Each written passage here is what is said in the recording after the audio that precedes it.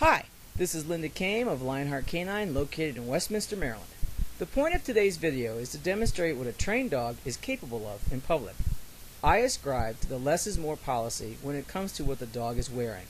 Not only is it a cleaner image aesthetically, I want to be able to demonstrate training proficiency and model citizen behavior from my own dogs with a minimum of training equipment, vocalizations, or smelling like a hot dog vendor. What that entails is laying the foundation for good behavior.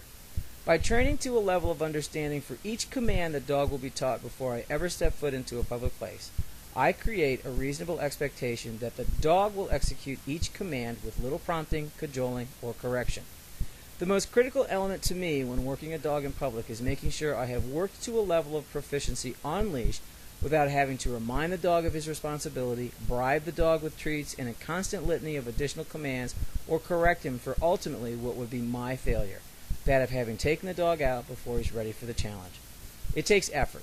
It is far easier to excuse a dog's behavior as he's still a puppy, he's too old to learn anything new, he knows better but he's just being stubborn, or we've tried everything.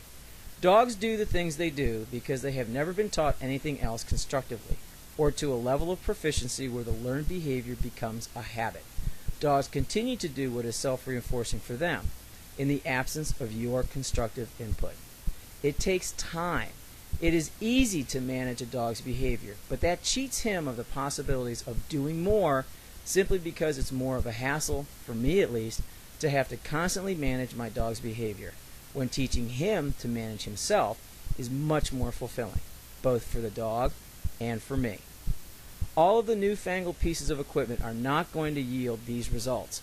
The cumbersome and somewhat ridiculous body harnesses, head halters, double leashing techniques, even prong collars, shock collars, or slip collars aren't.